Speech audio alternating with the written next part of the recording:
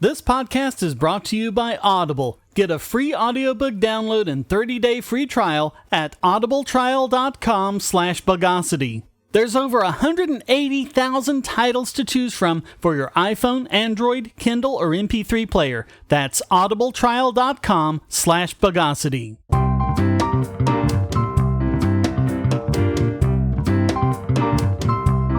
Welcome to the Bogosity podcast for the 31st of October 2016, the podcast that's not allowed on commercial flights.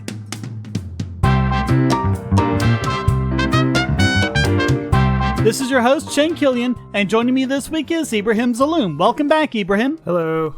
Before we get started, I have a request of our listeners. With the election coming up, we want to know who you're supporting and why. It's probably no secret most of us are supporting Gary Johnson, but maybe not all, and maybe some of you have your own candidate you'd like to support, so tell us who you're supporting and why, and you can put it in the comments on the YouTube video or in the forums, or send it to podcast@bogosity.tv, and we'd love it if you could record it as an audio file, just attach it to your message to podcast@bogosity.tv, and we'll hear from all of you and from the co-hosts next time. Okay, so let's repaginate the news of the bogus. You just can't censor the internet because, as it's been remarked, the internet considers censorship to be damage and routes around it, but that doesn't stop some countries from trying. Case in point, Turkey, which is attempting to block Google Drive, OneDrive, and Dropbox, as well as the code collaboration site GitHub, in an attempt to stop leaks from the group Red Hat. So, out of curiosity, did they catch them holding a secret meeting that was broadcast by accident? You know, like they did in Egypt. What happened in Egypt? Oh, this was back in Morsi's presidency. They held what was supposed to be a private conversation, and it got recorded on live TV. Oh, wow.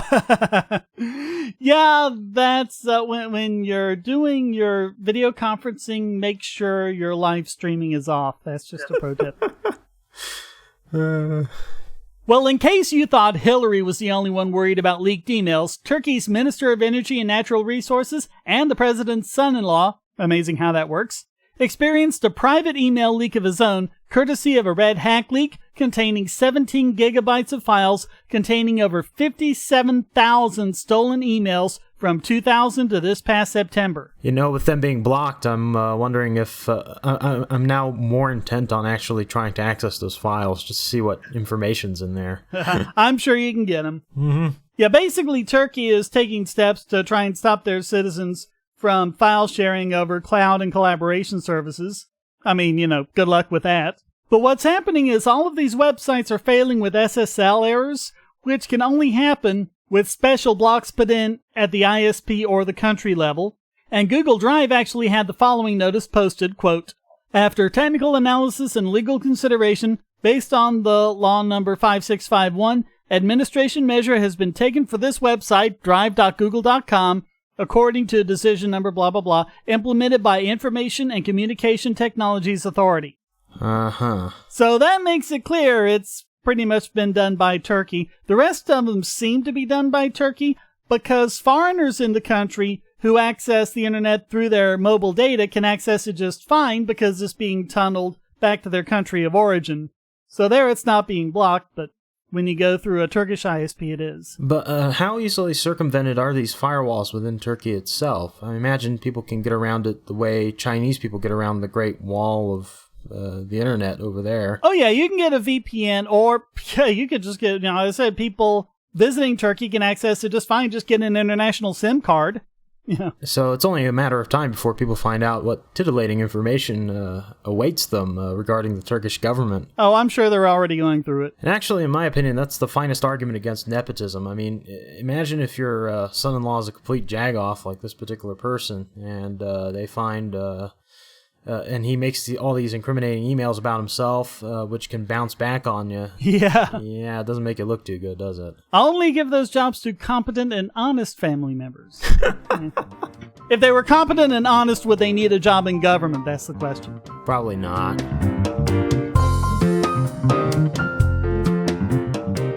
Say, if you're tired of the promos in this podcast, well, the patrons got it early and with no ads or promos. Just go to patreon.bogosity.tv and donate at any level.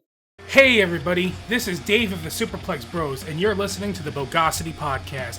When you're done, why don't you head over to superplexbros.com. We have all kinds of editorials and reviews on video games and pro wrestling. We're also currently hosting a major project called the Superplex Pokemon League, and we're about to go into our third season. We just had our actual draft, and we're going over all of the teams and their draft picks. So why don't you head on over there, check things out, and if you like, you can even check out the Superplex Brothers podcast, where Matt and I basically bullshit about video games, pro wrestling, or whatever the hell we want. Anyway, until next time, take care. Well, back home, our government seems to be getting more brazen about hammering their way into people's private digital data. The DOJ wanted to be able to enter a California residence and force everyone to use their fingerprints to unlock their mobile devices. All your fingerprints belong to me. There's a blast from the past right there. For great justice. The actual warrant itself isn't public, but according to a memorandum filed in federal court, they wanted, quote, authorization to depress the fingerprints, well, they're depressing us, and thumbprints of every person who is located at the subject premises during the execution of the search and who is reasonably believed by law enforcement to be the user of a fingerprint sensor-enabled device that is located at the subject premises and falls within the scope of the warrant. Several problems come to mind. First off, it's a secret warrant, so it's not public. Right. I find that somewhat disturbing. And the other thing is, anybody that they suspect, well, why don't they just take it to its logical conclusion and fingerprint everybody? I mean... That's basically what they're wanting to do, is just fingerprint everyone in a certain location. No, I'm saying fingerprint everyone in the country. All 300 million of us. Yeah. So it goes on, quote, while the government does not know ahead of time the identity of every digital device or fingerprint, or indeed every other piece of evidence that it will find in the search, it has demonstrated probable cause that evidence may exist at the search location and needs the ability to gain access to those devices and maintain that access to search them. For that reason, the warrant authorizes the seizure of passwords, encryption keys, and other access devices that may be necessary to access the device. I gotta like the language. Probable cause that there may be evidence. Yeah. Yeah, and that's not how it's supposed to work. Warrants are not fishing licenses. You can't just get a warrant to search whoever. You have to specify whom. And you can't just say, oh, we think there might be some evidence there. You have to say specifically the kind of evidence you expect to find and where you expect to find it. But Shane, don't you know the Constitution doesn't matter anymore? Yeah. So Jennifer Lynch, senior staff attorney at the EFF, said, quote, it is not enough for government to just say we have a warrant to search this house and therefore this person should unlock their phone. The government needs to say specifically what information they expect to find on the phone, how that relates to criminal activity, and I would argue they need to set up a way to access only the information that is relevant to the investigation. The warrant has to be in particular in how it describes the place to be searched and the thing to be seized and limited in scope. That's why if a government suspects criminal activity to be happening on a property and there are 50 apartments in that property, they have to specify which apartment and why and what they expect to find there. Or, you could just say screw it and make it up as you go along, right? Yeah, pretty much. Well, horrifically, Forbes was able to find out that the warrant was in fact served. According to a resident of the property, quote, they should never have come to my house. I did not know about it till it was served. My family and I are trying to let this pass over because it was embarrassing to us and should have never happened. They shouldn't feel embarrassed. The government should. Right. And this goes to an important concept that should be there to protect everyone. Previous courts have ruled that the government can't force you to turn over a passcode because it counts as testimony under the Fifth Amendment. Conceivably, that should apply to fingerprints as well when they're used to unlock a device that's a similar conveyance of information. However, this gets confused because the government can collect body evidence such as fingerprints and DNA, but there's a difference between taking your fingerprints for identification purposes and using them to unlock a phone and search its contents. Uh-huh. So as Lynch pointed out, quote, the reason I'm so concerned about this is that it's so broad in scope and the government is relying on these outdated cases to give it access to this amazing amount of information. The part the government is ignoring here is the vast amount of data that's on the phone. If this kind of thing became law, then there would be nothing to prevent a search of every phone at a certain location. Frankly, this really brings home the fact that if you let these things run amok, they can pretty much use these searches not just to search for obvious crimes, things that they suspected from the beginning, but also if they don't like you, they could eventually, as time goes on, use this particular power that they suddenly find themselves with and try to dig up dirt on you to charge you with crimes. Kind of like what they do in China or in the Arab world. So yeah, I mean, they could just say, oh, okay, we're going to get a warrant to search everything in your house, and we can make you unlock your phone and unlock your computer and just go on a fishing expedition, or even worse, actually plant like some child porn or something on there, and they go, oh, we found child porn on Ibrahim's computer. That's happened. Yeah, I know. That has happened. They did that back in, I forget where exactly. I think it was in Egypt. Not with online materials, but with actual physical materials. Some of the people who were supporting the Muslim Brotherhood would raid the tents of other people that they just didn't like. So they'd make up stuff like, we found whiskey bottles among them, which Muslim country, you're not supposed to drink. Or we found condoms, or we found, and I will quote, لا مؤاخذة 200 جنيه if بنطلون واحد, which literally means, begging my pardon, but we found 200 Egyptian pounds up someone's rear. So, yeah. Implying male prostitution there. Yeah, that's the thing. The more things you ban and restrict, the more things that you can go. I mean, how many times have we seen drugs used as a pretense to do things like this? Plenty. Or income tax evasion for bootleggers. Yeah. I mean, I don't like Al Capone, but that was a pretty low blow. Yeah. And of course, like the book says, each and every one of us commits 3 felonies a day because it's unavoidable. Mm-hmm. I want to know what kind of felonies I commit. Not the fun ones, apparently. Not if you're living your life like mine. Yeah, I'm just a random geologist and college student. Leave me alone. Yeah, I guess you can go to dumblaws.com and look for your location and see what's going on there. Well, I'm in Mormon country right now, so... Oh, well, yeah, there could be all sorts of fun laws to break there. Yeah. I'm in North Carolina, and it's actually against the law to plow a cotton field with an elephant here, and that's one I have a real hard time with. It's really hard to resist the temptation to do that. Plow a cotton field with elephant. With an elephant. Why? Where did this law come from? I have no idea. It must have been based on something, because in Texas it's illegal to ride a horse while drunk. That you can actually see the logic of. Yeah. It's like drunk driving before cars. Yeah, pretty much. Well, there is one here that says it's illegal to have a meeting where the members are in costume, and that was meant to stop the KKK. Oh, yeah, but what about the people who aren't part of the KKK? Yeah, well, that's the thing. Yeah, but this brings us back to the original point, where government is given too much latitude either in banning things or simply for searching things related to an actual crime. You can easily create an avenue by which much abuse can take place. And this has already happened in other parts of the world, and it's just starting to happen over here. And this is something people need to watch out for and do their best to curtail. Hackers, terrorists, the NSA. But I repeat myself. Your online security is under attack, and the weakest point is your password. That's why you need LastPass. LastPass plugs into your browser and allows you to randomly generate strong, unique passwords anywhere on the web, all protected by one master password.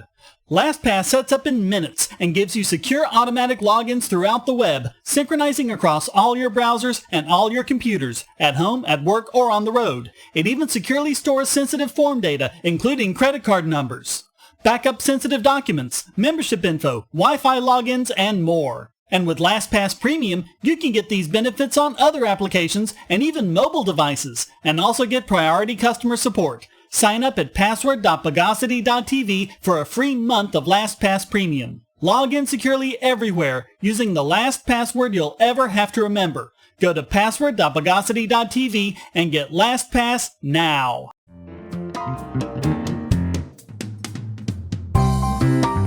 Well, by now, we've all heard about the troubles encountered by users of the recalled Galaxy Note 7 phone which had a disproportionate tendency to destroy itself more thoroughly than a Clinton BlackBerry. Well, my only complaint is, okay, it lights up on fire. I should expect Dan Forden to then cry out, "Toasty!" Not even Samsung understands what went wrong, despite having more than 200 engineers working on the problem since August. But the lithium-ion battery seems to be at the heart of it all, as is how much we're actually asking the things to do. And so Power Electronics interviewed the CEO of QNovo, as well as its VP of Marketing, about the issue. And this is just a great link for just learning about how these batteries work and what the issues are. I'm just going to be reading from it without really specifying which one it is, but you can read the whole thing for yourself and see who said what. But, quote, "We learned a lot from the laptop fires that occurred about 15 years ago. For example, if you open up a battery, there's a chip at the two terminals of the battery protection circuit module chip, which is used for overvoltage, overcurrent protection. They were developed after researching what went wrong with the laptops. These chips are in place to make sure the battery does not exceed its maximum voltage or current. If you shorted these batteries' terminals, then the PCM chip would shut off current, so you wouldn't get into a dangerous situation.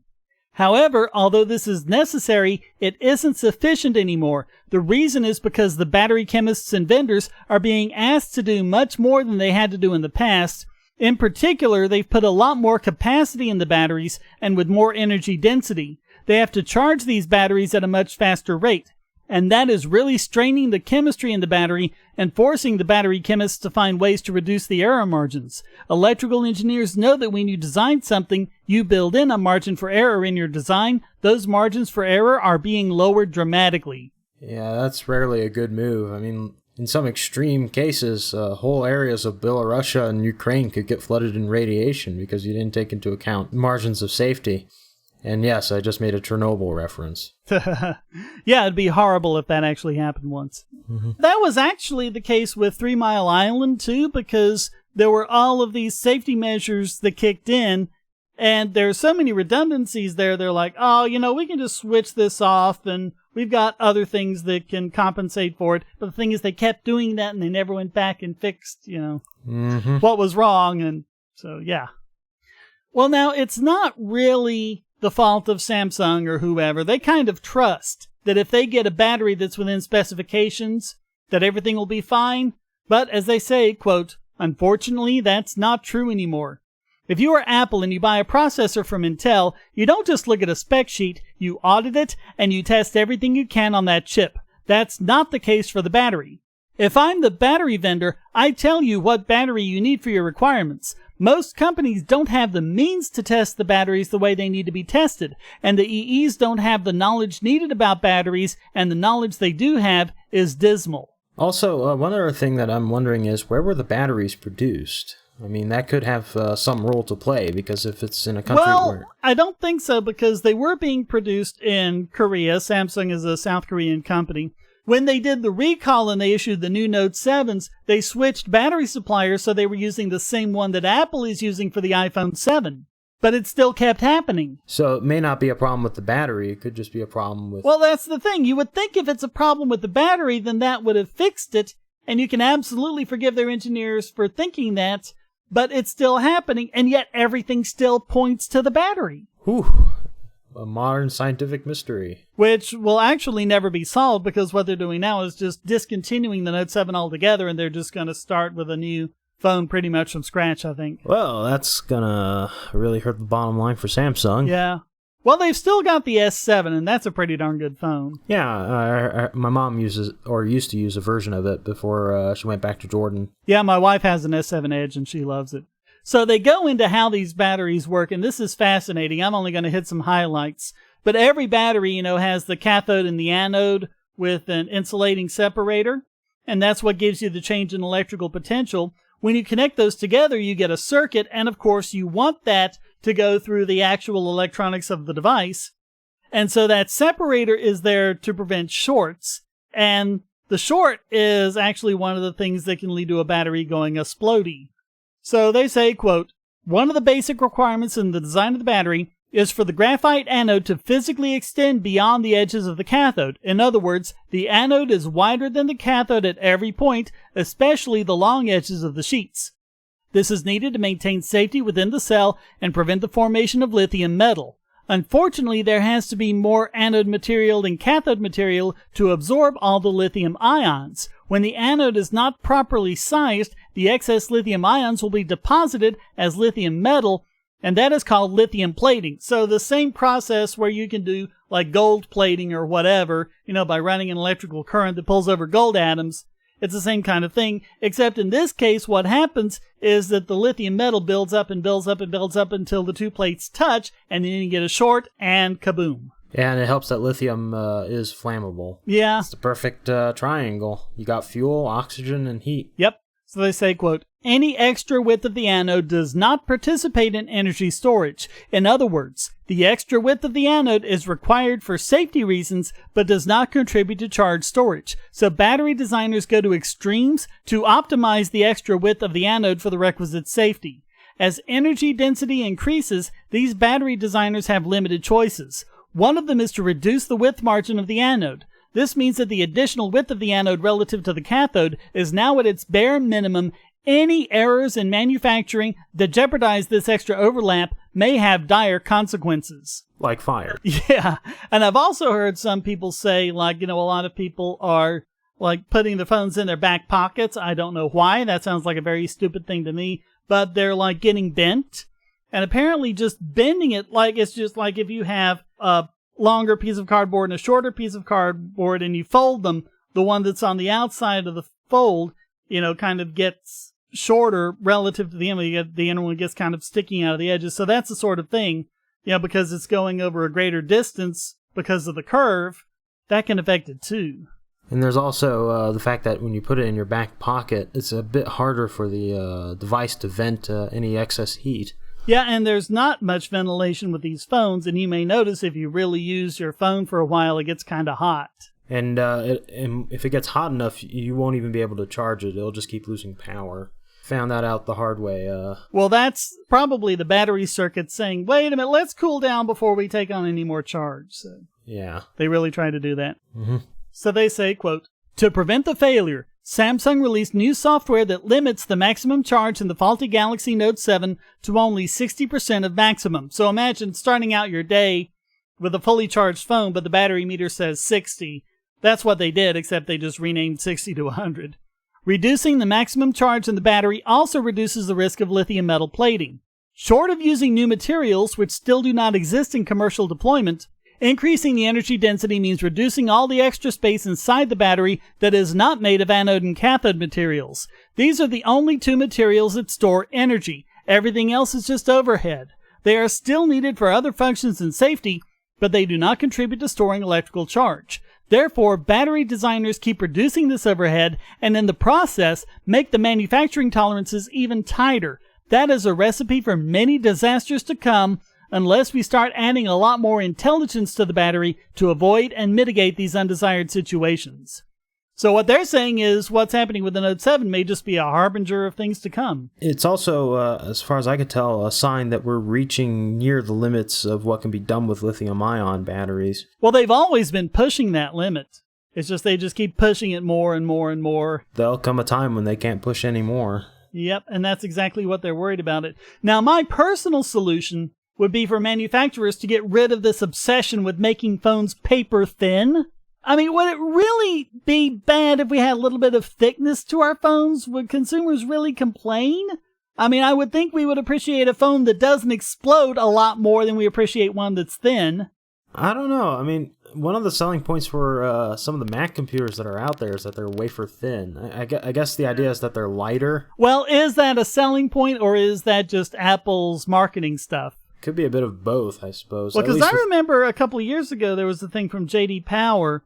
You know, they do all sorts of consumer surveys and things like that, and they found that once a phone gets thinner than about 15 millimeters, people stop caring about how thin the phone is and they want more battery life.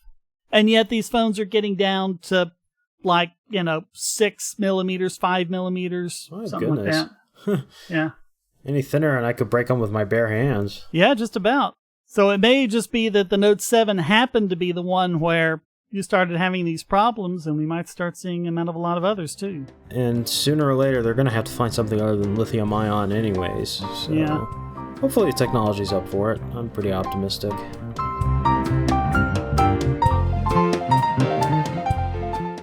Want to get $5 really quick? Just fire up your mobile device and go to Get5, that's GET numeral 5.bogosity.tv.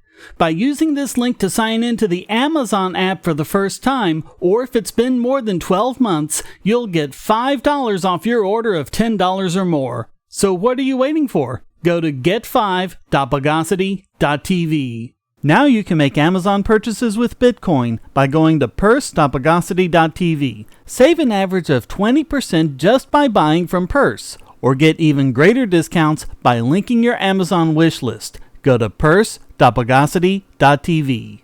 Bogosity.tv is a participant in the Amazon Services LLC Associates program. Just clear your cookies and go to amazon.bogosity.tv, or check the right-hand side of the podcast page for Amazon's best deals. So next time you buy online, go to amazon.bogosity.tv. And now it's time to stick our fingers in our ears and go la la la la la when listening to this week's biggest Bogon emitter. And this is one of those the stupid it burns moments. I've linked to the video, but I'm not going to play it, and really, you shouldn't watch it. It's painful. So painful. Leftist students at the University of Cape Town are going against what they see as a racist tool of colonial white people. Science. They're called Fallists, and they tweet under the hashtag #ScienceMustFall. Science is racist? J'accuse! Yeah, and apparently this was a faculty-sponsored meeting with these Fallists, and one of the students said, quote, "How do we even start to decolonize science? Because science is true because it is science. No, science is true because we can test it." Yeah, that's what I thought too, but... I mean, I don't even know what the phrase "science is true" is supposed to mean. Science isn't like a collection of facts. It's a method of testing claims to see whether they're true or not. That's also what I was taught. Apparently, the science education in Africa or wherever... Yeah, this is South Africa. Must be very substandard these days. So, quote, "If I personally were committed to decolonization, science as a whole is a product of Western modernity, and the whole thing should be scratched off." Oh, I'd love to see them running around with their polyester shirts or without medicine to protect them against tsetse flies and malaria. Oh, the funny thing is if you look at the video, you see them like they're on their phones and tablets and stuff like that. So. Yeah, that too. They're like Luddites. They complain and bitch about the technology, and yet you quickly notice that they're complaining about this on YouTube, for example. So, quote, "We have to restart science from an African perspective." And the thing about science is you're not supposed to look at it from any perspective. That's kind of the point. Yeah, last time people started looking at it from ethnic perspectives, the country that did that found itself at a huge disadvantage when all the Jewish scientists were in America building the atomic bomb. And an even bigger disadvantage when they lost World War II. Yep, that too. Yeah, I remember Richard Dawkins pointing out how absurd it would be if the conclusions of how the dinosaurs were killed off were dependent on the region of the world the scientist was from. Yeah, he did that in a Christmas show, as I recall. I don't remember where it was, but he was talking about, like, you know, if you're from America, you're more likely to be Christian. If you're from the Middle East, you're more likely to be Muslim. If you're from India, you know, etc. And it's like science doesn't really work that way. You know, if all of the quantum mechanics people were, you know, in one location and etc., you know, you'd think something was wrong about that. Unfortunately, there are actual cases of that in science, though not in biology itself. I mean, for example, back in before the end of the Cold War, the Russians and the Americans had two different approaches to geology, and it reflected in the kind of literature they had. And some of the stuff you read about in the papers could be pretty bizarre. That's one of the dangers of the politicization of science, whether you're demanding it from a communist perspective or alternatively, as in this case, demanding it from an African perspective. In trying to do so, you're going to end up losing a lot of information and a lot of potential that you could have had you just stuck with what you already had objectively.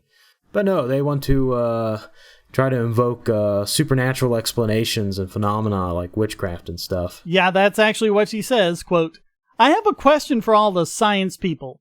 There's a place in KZN, and they believe that through the magic, you call it black magic, they call it witchcraft, you are able to send lightning to strike someone. Can you explain that scientifically? Because it's something that happens." Citation needed. Yeah, I'd love to see the evidence that there is a high correlation between witchcraft and incidents of lightning strikes. You have this old man who creates a chant and all of a sudden some idiot gets struck by lightning. I mean, seriously? Then again, I'm trying to put logic in the same people who believe that raping virgins will somehow cure you of AIDS. So one of the students shouted back, "It's not true." And then the Fallists stood up and said, "You see?" You know, like that confirms the whole thing they were just saying. It's a conspiracy. One of them said that he was disrespecting the sacredness of this space. Well, it's better than disrespecting the sacredness of reality. Yeah, it definitely is. Actually, it reminds me of something Brian Dunning from the Skeptoid podcast would say. When he was talking about conspiracy theorists, he would say that it doesn't really matter what they actually thought. What matters is that they went against the grain, and in the process, any attempt to refute it is considered part of the conspiracy. Well, and I mean, does she not think that if someone could control lightning, that the energy industry wouldn't want to know about it? Or the military? I know I'd want it. I mean, I know a handful of people who could use a lightning strike or two. Oh, if nothing else, think of how much easier it would have been for Doc Brown to send 1.21 gigawatts into the flux capacitor. Oh, yeah. I mean, I imagine how much easier our presidential election will be. I mean, just get a witch doctor, have him summon lightning, and you can have 2 corpses in no time. Sounds good to me. But we can only dream. No, I really don't understand this, though, the mindset behind this. I understand that they're a little bit bitter and angry about everything that's happened in Africa as a result of colonization. And in South Africa, of course, there's the history of apartheid. Oh, yeah, it was terrible stuff. It was. And yet, at the same time, I don't see how this is an excuse or a justification to reject every benefit that modern society has offered through science. Well, and they even went on to deny gravity. Gravity. Quote, "It is saying that Newton and only Newton, who saw an apple falling and then out of nowhere decided that gravity existed." There was a lot more to that. Yeah, well, Newton was building on what Galileo and Kepler had done before him. Then others such as Einstein came and built on that. It's true because Newton said so and Newton was a white guy. No, it's true because Newton had evidence and could demonstrate, in this case via math, there's a reason why planets go in elliptical orbits around the sun. And Newton had to invent calculus to explain that. Exactly. In fact, the only way he could show why planets move the way they do is if you assume a force, which he called gravity, which is directly tied to mass, that causes objects to revolve around each other. And the reason it's elliptical is because you have 2 objects, both with mass, influencing each other, not just one. And they're orbiting around their center of mass. And that center of mass is one focus of the ellipse. Exactly. Yeah, I mean, we use the theory of gravity not because it was made by a white guy, but because it works. Exactly. The thing about it is, all of these concepts are just as true in South Africa today as they were in England in the 1600s, as they were billions of years ago, as they will be trillions of years from now. From here to the furthest galaxies billions of light years away, it's just as true everywhere, and that's the beauty of it. Exactly. It doesn't conform to what we think, and it's wonderful to actually find out what it really is rather than what we think it is. And that's what she doesn't get when she says, quote, "We are going to decolonize by having knowledge that is produced by us, that speaks to us, and that is able to accommodate knowledge from our perspective. So if you disagree with her approach, it means that you are vested in the Western and Eurocentric way of understanding. Western knowledge is very pathetic, to say the least." Yeah, the Western knowledge that eradicated smallpox and invented the smartphone and that reduced extreme poverty in the world even as the population grew. Who needs that pathetic stuff? We've got some parlor tricks from witch doctors, that's more important. Decolonizing the science would mean doing away with it entirely and starting all over again to deal with how we respond to the environment and how we understand it. But the thing is, that also means that she wants to do away with a lot of stuff that originated from Africa. I mean, does she really think Africa's science is just witch doctors? We're talking about the continent that had more advanced farming techniques than Europe for most of its existence, who had knowledge of how to prevent malaria that contributed greatly to our understanding of disease.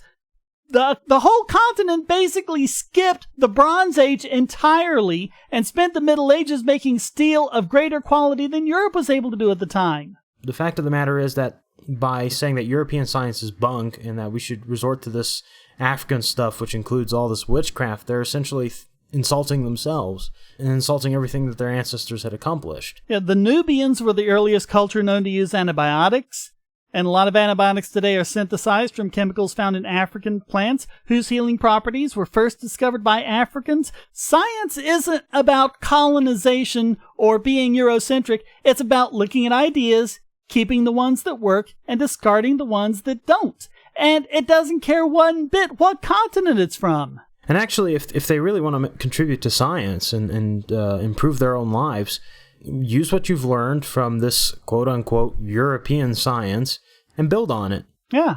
And we're perfectly willing to incorporate any African science into our knowledge when it works. But it has to work. And it's not racist to not include voodoo any more than it's racist to not include European astrology. Or Near Eastern practices such as cupping people when they have headaches after sex. Yeah. Yeah, or homeopathy. I mean, there's all sorts of European stuff that science rejects. Definitely. So all of that makes these idiotic students this week's biggest Bogon emitter.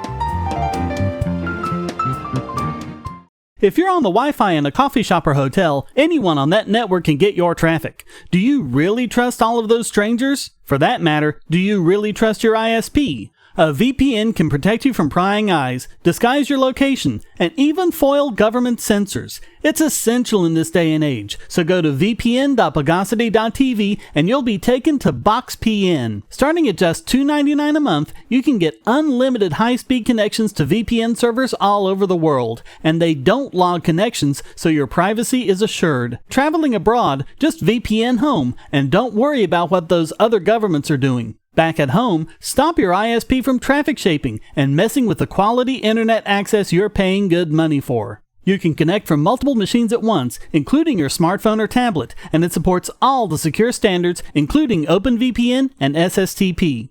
Bypass censors and surveillance with your own secure VPN connection. Go to vpn.bogosity.tv.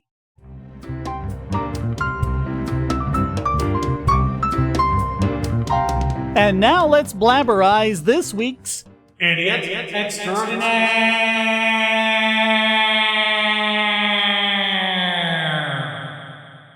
Wait, there's actually people more stupid than the Fallists? Oh, dear. Well, yeah. Because the Fallists are just idiots being catered to by a politically correct faculty. But isn't it a larger idiocy to be almost single-handedly responsible for one of the biggest series of hacker attacks in internet history because of a stupid mistake that anyone would have told you not to make? Sounds like government. Actually, it wasn't. By now we've all known about, if not experienced directly, the inconvenience of these recent denial-of-service attacks happening on major services throughout the internet. And it turns out, as I think I did predict earlier this year, the source of these attacks were IoT devices, primarily apparently CCTV cameras and DVRs that have been taken over by hackers. Oh dear. So what are they putting on the CCTV camera footages? Free porn? No, it's just being used to just overwhelm a target with packets, your basic denial of service attacks. And Brian Krebs was really one of the first targets because he was pretty much instrumental in one of these hacker groups being taken down, and so it's thought it was a retaliation for that. And so we've got a good link to him explaining all of this. Now, in this case, the main attack channel was DNS, and we talked about that last time and how it works, how it takes like Amazon.com and turns it into an IP address. I'm not going to go over my explanation again. Listen to the last podcast if you want it fully, but basically, when you go to like podcast.bogosity.tv, you're eventually sent over to GoDaddy, and then GoDaddy gives you the IP address. Now, GoDaddy may have multiple servers, where it's stored on in case of an outage. You can still keep going up. But even so, having it in a single location like that isn't really good when you're one of the big guys like Amazon or Netflix or Twitter or someone like that.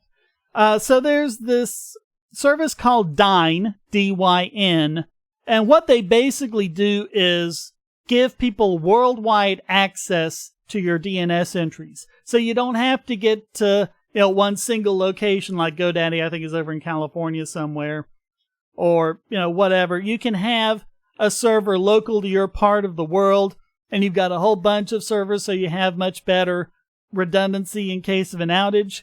But by deliberately attacking Dyn, they affected people trying to access all of these services. Netflix, Twitter, Amazon, all of those. So as Krebs points out, most of these are from a Chinese high-tech company called Xiongmai Technologies. And you might say, well, I'm just not going to buy from them anymore. Well, you don't really buy their products. What happens is other manufacturers buy their products and just build their own product around it and slap their name on it. So you have no idea if you're using a Xiongmai piece of technology or not. It's just idiocy, because what they did was there's a couple of services, one's called Telnet, and this is what we used to use back in the day to just connect to a server with that text interface where you type in commands. Telnet wasn't secure, so it got replaced by SSH, which is Secure Shell. But what is happening is these devices are having Telnet and SSH servers put in that are not part of the normal web configuration. You don't even know they're there. They're using default passwords, and you can't change them. Great. And Krebs has a list he links to of a lot of these default administrative usernames and passwords, and they're oh so secure and clever combinations like admin and 123456 or root and pass. Damn, we're getting into Spaceballs territory right here. Admin and 1111. Or even root and admin. I mean, it would be one thing if they used something random. It would still be stupid, but at least it'd be something of a barrier. But, I mean, they could have made it easier for hackers if they tried. It's the internet equivalent of a convoy in a war zone going around, and on the roof of every vehicle, they have "shoot me" written on them. Pretty much. So... But the thing is, these passwords are hard-coded. There's no way to change them. As long as they're connected up to the internet, they're going to be vulnerable, and the only solution is to disconnect these devices and get another one. Well, that's just great. Pardon me. That raises a question about passwords. What's the point in them if you can't change them? Yeah. I mean, this was just dumb from the start, and what a lot of people are saying to do is, oh, well, if you unplug it, wait 30 seconds, and plug it back in, it'll go back up with its default firmware, and the malware that the hackers put on it won't be on there anymore. Yeah, for a few minutes until they find it again. Yeah, that's... Because they've got the scanners running all the time. Well, sometimes you just can't fix stupid. And this is very stupid. So, Xiongmai are recalling this, but they're also saying, oh, the people who are pointing this out are committing libel and we're going to sue them. Okay, whatever. They're one step away from saying, well, why did they have to buy our products? It's all their fault. So Krebs' solution is, quote, to address the threat from the mass proliferation of hardware devices such as internet routers, DVRs, and IP cameras that ship with default insecure settings, we probably need an industry security association with published standards that all members adhere to and are audited against periodically. The wholesalers and retailers of these devices might then be encouraged to shift their focus towards buying and promoting connected devices which have this industry security association seal of approval. Consumers would also need to be educated to look for that seal of approval, something like Underwriters Laboratories, but for the internet perhaps. Oh, sounds like a good idea, actually. Yeah.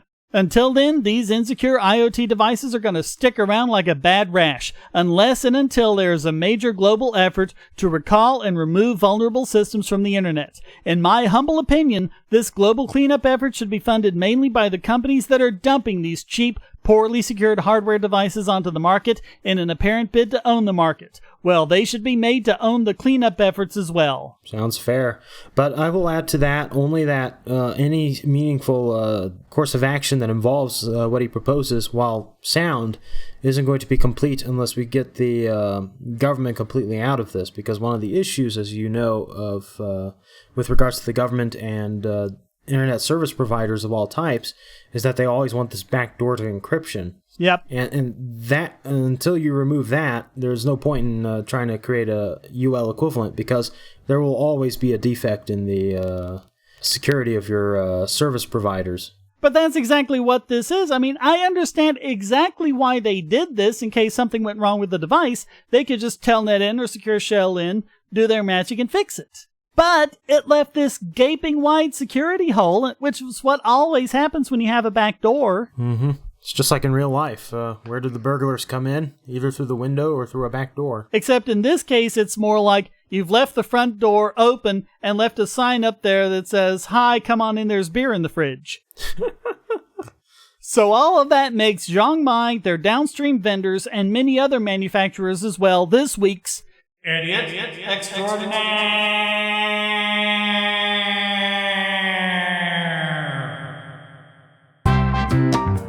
Well, that wraps up this, well, I think the fries are just about done, edition of the Bogosity podcast. Come join the discussion at forum.bogosity.tv and feel free to join in by sending a question, statement, news article, or rant in text or audio to podcast@bogosity.tv.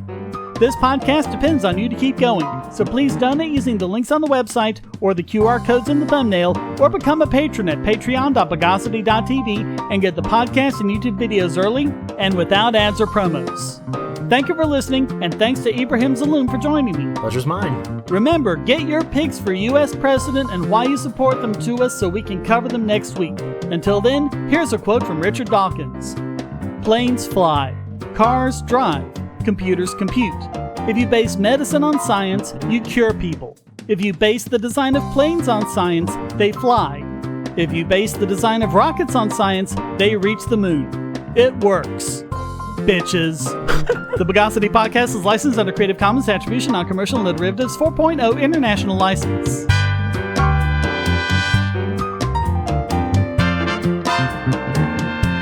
Bogosity.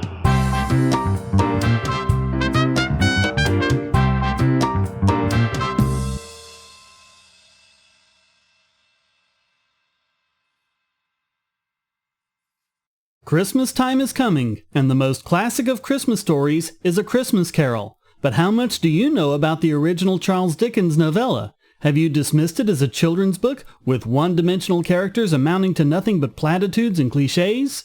Maybe your appreciation of the book was even muted by those dry, boring, annotated books they made you read in school. My book, the sarcastically annotated A Christmas Carol by Charles Dickens, uses both facts and humor to present the book in a way you probably haven't seen it before. Giving praise when deserved and beratement when warranted, this book is put in the perspective of its time and shows a dimensional, multi-layered Ebenezer Scrooge from start to finish. Skepticism, history, and even economics are employed to show the book in relation to today in an easily accessible format. Appreciate the Christmas of your youth all over again. Get the sarcastically annotated A Christmas Carol by Charles Dickens, available at Amazon and on PDF as well. You know, I don't really like the guy, but he does turn up a good phrase every now and then. So, main reason, of course, is that most of my videos are about about this Turkish creationist who goes by the pseudonym Harun Yahya. And one of the strongest suits that he has is him quoting, perfectly in context, stuff Richard Dawkins says that, whether he means it or not, I don't care. It could be taken as an attack against the ways of people back home, so against Islam, essentially. And he makes no bones about how he feels about religious people. I understand that, but it makes my job way harder than it should be. Yeah. Science education's hard enough as it is back home, but when you have people like that, granted, the guy's very intelligent. He knows his stuff like the back of his hands. But when people back home hear stuff like this, it makes them think that science is out to get them. And that's not good. And I think that's the same problem also with Africa, too. You know, this whole idea that this is the beliefs of an outside people who are out to oppress them, that kind of thing. That's no. I think you make a good point, and I think you can contrast Richard Dawkins with someone like Neil deGrasse Tyson, who is still an atheist and a skeptic, but is much more respecting of religious people, like Eugenie Scott as well. That's another example. So, I mean, I think you're just talking about that's Richard Dawkins' personal opinion, and I don't think he's ever portrayed it as anything but. I know, and that, to be fair, that is exactly how it's always been, but he talks so often that he becomes an easy target for these people who are going against science and just using it against anybody who tries to advocate it back home, and it's pretty tragic.